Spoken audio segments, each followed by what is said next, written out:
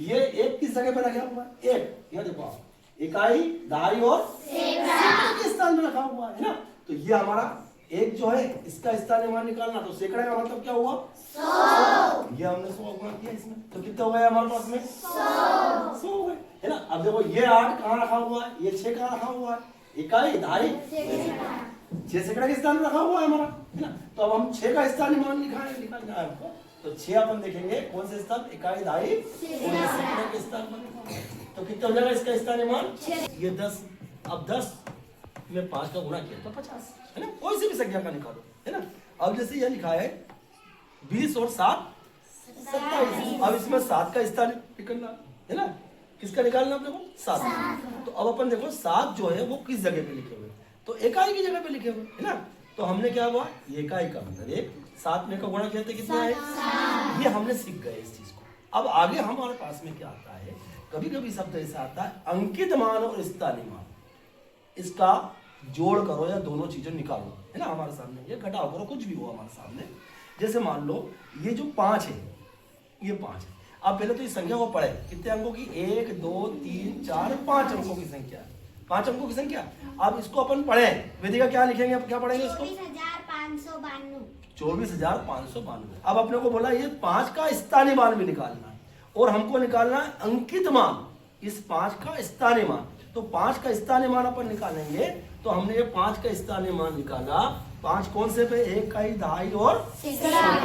तो ये हमने कितना निकाला स्थानीय मान इसका? 500 निकल गया, ठीक है। अब हमको बोला अंकित मान ज्ञात करो, तो 5 क्या है? ये इसका अंकित मान 5 स्वयं। तो ये 5 को हमने ये लिख दिया, ये 5 अंकित मान कितना है संख्या में? 24,592 में 5 का अंकित मान 5 है ना। अंकित किया हुआ ना 5 के बाद, और स्थानीय मान कितना है?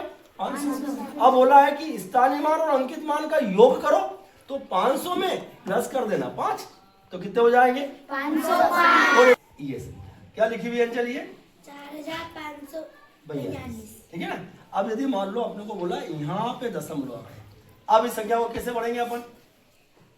जोर से पढ़ा, पढ़ो, क्या बोलेंगे? 45,42। 45,42। अब अपने को बोला है 1 4 तो यहाँ लिखा हुआ है और 1 4 यहाँ लिखा हुआ है। अब इस 4 का भी स्थानीय मान निकालना और इसका भी स्थानीय मान निकालना, इन दोनों का। ये 4 कौन से स्थान पे लिखे हुए हैं और ये 4 कौन से स्थान पे लिखे हुए हैं? तो सबसे पहले अपन इस 4 को देखते हैं कौन से स्थान पे। तो यहाँ दशमलव हमारे पास में है। अब हमारे पास में इकाई कौन सी है? यहाँ से, ये 5 इकाई, और यहाँ दहाई पे आ गए, ये 4 दहाई के स्थान पे लिखे हुए हैं, है ना। दशमलव किधर से चलेंगे, बहुत ध्यान रखना।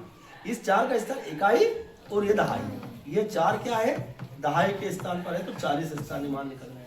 अब हमको निकालना इस 4 का स्थानीय मान निकालना है। तो अब हम ये देखेंगे कि ये दशमलव के इधर जो है वो 10वां भाग है। ये 4 जो है ना वो इकाई का 10वां भाग है। तो हम ये देखिए ये 4 कौन सा भाग है? 10वां, है ना।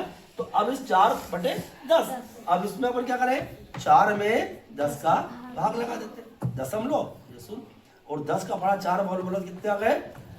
40। अब हमारे पास में क्या आया? 0.4, यहाँ शून्य लिख दो, तो 0.4। अब यदि मान लो बोला कि इस 2 का स्थानीय मान निकालो, तो हमने बोला कि ये जो 4 है ये इकाई का 10वां भाग है, और ये जो भाग है ये कौन सा है? 2 16 है ना। तो हमने क्या किया? ये 2/100 है ना। अब फिर 2 को 100 से भाग लगाएंगे अपन, ये 2 में हमने 100 का भाग लगाया, है ना। ये दशमलव, ये शून्य, फिर भी भाग नहीं लग रहा। 200 के 100 के फाड़े में तो 20 नहीं आ रहे ना, फिर हमने ये शून्य लिखी और ये। अब 100 का फाड़ा ऐसा बोलो 200 आ जाए, ये 2 बार बोला हमने। अब अपने पास क्या है? 0.02, ये हमने शून्य लिखा।